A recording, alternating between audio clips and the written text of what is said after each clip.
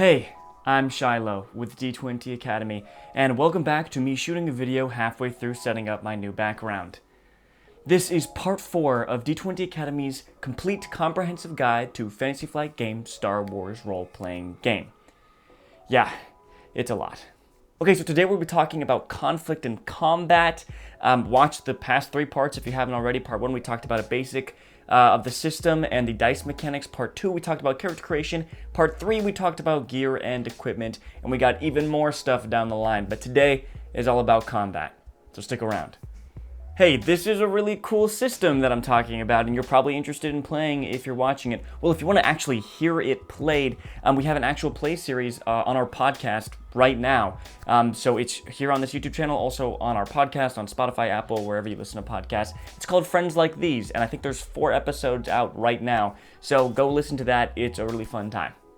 Okay, let's jump right in with gameplay structure. So we're talking about conflict and combat, right? So most of the game is played through, like narrative conversation between the GM and the players, talking about, oh, I want to go over there and talk to that person. Okay, you do. And then you roleplay the conversation, and we get in our ship and fly to this planet. Okay, you do that. But of course, once you get into the nitty-gritty details of things like combat or a chase or some kind of conflict or exciting encounter, then you enter in to a more structured gameplay scenario. So typically that involves combat, but once again, it could involve anything that you need to have turns going, or you need to understand the details of what each person is doing every few seconds. But yeah, that's typically combat. And just like D&D 5th edition, combat is structured in rounds, and during each round, each character gets a turn. And at the end of a round, if the conflict is not resolved, start the round over again, go down the line, each person taking their turn one at a time. All right, step 1, once you enter into combat or into some sort of encounter, is to determine the initiative. So everyone's going to roll initiative, and this is going to be either be cool or a vigilance check, no difficulty, depending on the circumstances. In rare cases, the GM may say it's another check, but typically it's cool or vigilance. Your character will roll cool for initiative if they were prepared for it, if they saw it coming, if they're the ones who are ambushing or things like that. And a character will roll vigilance for combat if they didn't really see it coming, it took them by surprise, they were ambushed. That's when a character rolls vigilance for initiative. After everyone has rolled, you lay out the turn order, starting with whoever rolled the highest amount of triumphs down that line, and then once there's only people who haven't rolled triumphs, then you go with the highest amount of successes, then advantages. So let's say there were 4 people, one of them rolled a triumph, they're going to go at the very top because they're the only one with a triumph. If someone else had rolled 2 triumphs, they would go before them. Okay, now there's 3 people left in initiative, and one has rolled 0 successes, one rolled 2 successes, and one rolled 3 successes. The one that rolled 3 successes will go first, then the one with 2 successes, and then the person who rolled 0 successes. If there were multiple people who rolled 0 successes, then of course you go by advantages. So the person who rolled the highest amount of advantages, then you mark it down like that. Step 2 is to assign initiative slots. Okay, so here's where things get weird. So you kind of figure out the order of initiative, but here's the thing. That's actually not that character's turn. It's that character's side's turn. It's a little confusing. But if you think about it in the most common encounter, which is the party, the PCs, versus a group of NPCs, just 2 sides of a battle. In more complex scenarios, there may be multiple sides who are all battling each other. But in the most basic battle, there is the PCs and then the NPCs. And after everyone rolls initiative, those slots just fill up for that side. So it's a PC slot, then an NPC slot, then maybe an NPC slot, then a PC slot. And that's what the initiative is rolled for, not specific characters. So if one of the PCs rolled 2 triumphs, a success, and an advantage, most likely they're going at the top of the initiative. That's actually not them specifically, it's just a slot for a PC, which is a little confusing. And I'll talk more about that in a second here. Okay, and then step 3 is then you take turns. You go down this initiative. And for each slot, you choose someone of the appropriate side. So if it's a PC slot, then one of the PCs can go. And if it's an NPC slot, then one of the NPCs can go. But everyone can only go once. But that means that each round, the order is slightly different in the specific characters that take turns. So the first round, in the top of the round is a PC slot. and one of the player characters chooses to go, and then next round maybe another one of the characters wants to go here instead. So even though it is a PC slot, only PCs can use it. A different PC might use it the next round. This is kind of confusing and weird, and also doesn't really make a lot of sense. My group personally, we've homebrewed it to keep it like classic D&D, most other games where the initiative you roll is your character's initiative and not a slot for your side, because it just doesn't really make sense and is kind of weird. But this is how the rules are written, just letting you know, but you can figure it out for yourself. We played it like this for a while and we didn't like it, so we changed it to the other kind. So homebrew what you want. Okay, let's talk about what happens when it becomes your turn. On your turn, you have an action, 1 or 2 maneuvers, and any amount of incidentals. Let's talk about those now. An action is the primary part of your turn and typically involves some kind of check. So most likely it's an attack roll, which requires an attack check. Maybe you're trying to throw something or heal someone or use a force power. Typically all of these including some sort of check. Basically, it's the focus of your turn, what you're trying to accomplish that turn. And in most cases, this is attacking. You also have 1 or 2 maneuvers, and a maneuver is some sort of small little bonus thing that you do to kind of support you in your action. Typically, this is moving, but you can also use your maneuver to aim, to duck behind cover, to fall into a defensive stance, tons of other things that are just minor that kind of give you that extra edge during your turn. An incidental is a very short, simple action that really doesn't affect the narrative too much. This is things like saying a line to someone or dropping something. Things like that just take literally like a second or less to accomplish and don't really affect the game too much. Now, I said 1 to 2 maneuvers. Now, typically in your turn, you get an action, a maneuver, and any amount of incidentals. However, there are certain ways you can get 2 maneuvers in a turn instead of just 1. The first is to downgrade your action to a maneuver, and the second is to just take 2 strain to take another maneuver. So you can take an action, a maneuver, take 2 strain, take another maneuver, and then of course any amount of incidentals. Keep in mind, you can only take 2 maneuvers per turn, no matter what. So if you downgrade your action to a maneuver, and then you use your maneuver you get already, you can't then take 2 strain to take another maneuver. You can still only take a maximum of 2 maneuvers per turn. Alright, let's talk about your action. Once again, their action is the core focus of your turn, and there is a list of example actions and their rules in the core rulebooks. The page numbers are down here somewhere. But of course, you and the GM can always agree that some kind of action not listed can also count as a character's action on their turn. The same goes for a maneuver, even if it's not listed in the bunch of example maneuvers they have. If you and the GM agree that that probably counts as a maneuver, then also rule it like that. The example maneuvers that you can take are on these page numbers of the core rulebooks. Let's talk about attacking, which is like the most popular thing you'll be doing during a battle. Keep in mind that attacking does count as a combat check. So it counts as a check. So if anything affects you making a check, say you have some kind of condition or whatever, that means you add a setback dice to each check you make. It counts for all your skill checks, all your attacks, anytime you make some kind of check. So just keep that in mind. Alright, so let's break down what you do when you make an attack, and it's pretty simple and similar to making a skill check. So first, you have to make sure that the target is within the weapon's range, and we'll get into that in just a second here.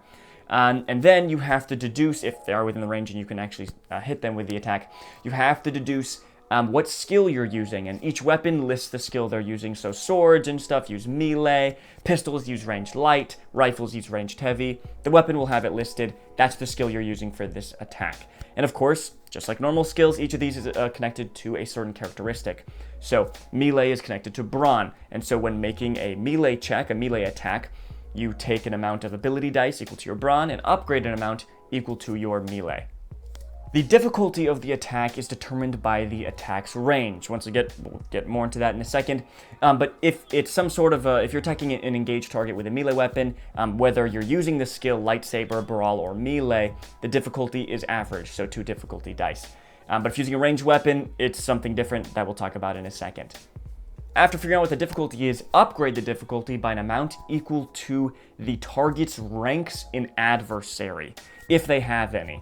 So once you get to the higher levels, certain boss monsters or elite strong villains will have a talent called adversary, and that adversary will have a score, like 1 or 2 or 3. And that means any attacks against them, you upgrade the difficulty by an amount equal to the ranks in adversary. You also add setback dice equal to the target's ranks in the appropriate defense. Each character has a melee defense and a ranged defense, and typically these are both the same, but in some cases they may be different. If you're making a melee attack against someone, add setback dice equal to their melee defense, and if you're making a ranged attack against someone, add setback dice equal to their ranks in ranged defense. If you get at least one success, you hit, you're successful with the attack, and you deal the weapon's base damage to the target. You also deal 1 additional damage for each success you rolled above the first. The damage is then reduced by the target's soak, and any remaining damage they take in wounds. Finally, you spend advantages and triumphs that you may have rolled, and the GM spends threats and despairs you may have rolled. There are tables with suggestions on how to spend your advantages, triumphs, threats, and despairs on these pages of the core rulebooks, but they can do a lot of cool things like activate a weapon quality, or score a critical hit, or give you an extra maneuver, or make you fall prone, or make you have some kind of bonus or setback on your next roll. All different kinds of things that you can spend these on to affect the battlefield in various ways. One of the primary ways characters spend advantages is on critical hits. If the attack hit and dealt wounds, which means that not all the attack's damage was mitigated by the target's soak, then you can deal a critical hit. To do that, you have to spend an amount of advantages equal to the weapon's crit rating. So if you are using some kind of pistol and its crit rating is 3, you have to spend 3 advantages to critical hit with that pistol. If you have enough advantages to crit again, so you had 6 advantages, which means you could spend 3 to crit and then the other 3 to crit again, instead of rolling another critical injury, you instead just add plus 10 to that crit.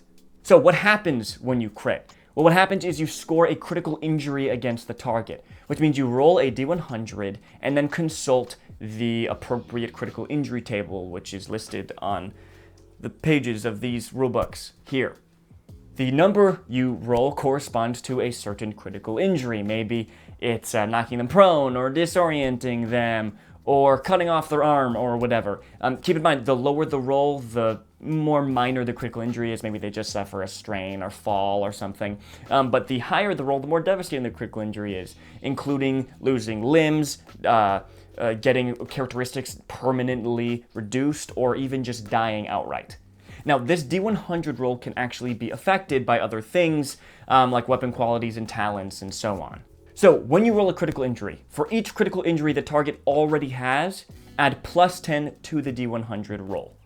For each rank of the vicious quality the attacking character's weapon had, add another plus 10 to the D100 roll. So for example, if one character hits another with a weapon attack and is able to have enough advantages to crit, and the weapon they attacked with has vicious 2, then they add plus 20 to the D100 roll. For each rank of the durable talent the target has, reduce the critical injury roll by minus 10. So if this character hits this character, and they score a critical injury, and the victim of the attack has 2 ranks in durable, then any crits against them, they minus 20 from the D100 roll to a minimum of 1. Okay, so let's finally talk about range. This game uses range bands rather than things like feet or meters for ease of play when using theater of the mind rather than a battle map or a grid. There are 5 range bands in this game: engaged, short, medium, long, and extreme. If you are using a battle map like we typically do, we have homebrewed that engaged is 5 feet, short is 5 to 20 feet, medium is 20 to 40 feet, long is 40 to 80 feet, and extreme is anything beyond 80 feet. When making a ranged attack, the target must be within the weapon's range, or you can't make the attack.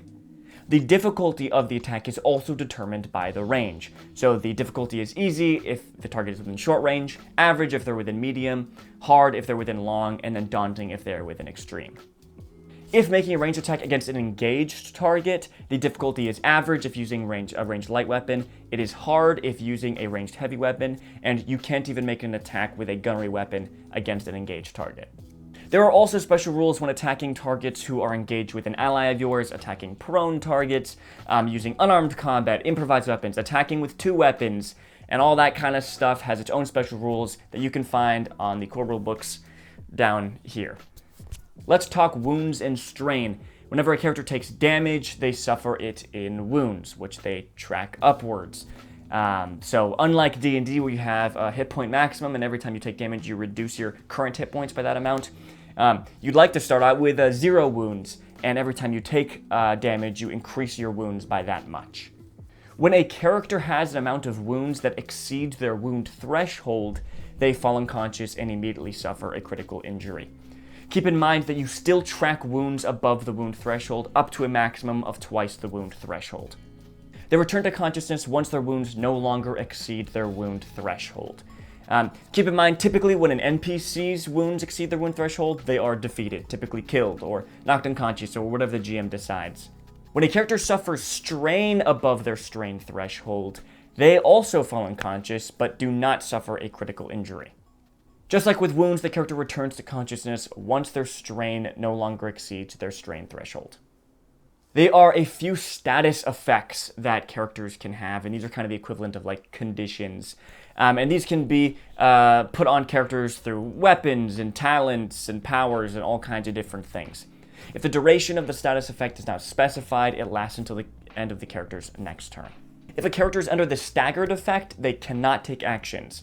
That also means they can't even downgrade their action to a maneuver. They just literally can't take their action on their turn. If a character is immobilized, they can't take maneuvers, not even free maneuvers they may get by spending advantages, or just any maneuvers whatsoever. If a character is disoriented, that means they add a setback dice to each check they make. Let's talk about death. If a character ever gets a result of 141 or more on that critical injury, they die. And this is the only way a player character can die. And so that means this is really hard to happen. Player characters rarely die. It's very difficult for them to die because the only way they die is from getting a very high critical injury roll. And keep in mind, this is 141 or plus, meaning you can't even roll it on a D100. You're going to need some kind of bonuses to even get up there, whether through vicious or previous critical injuries, things like that. Let's talk recovery and healing, which is the weakest part of this system.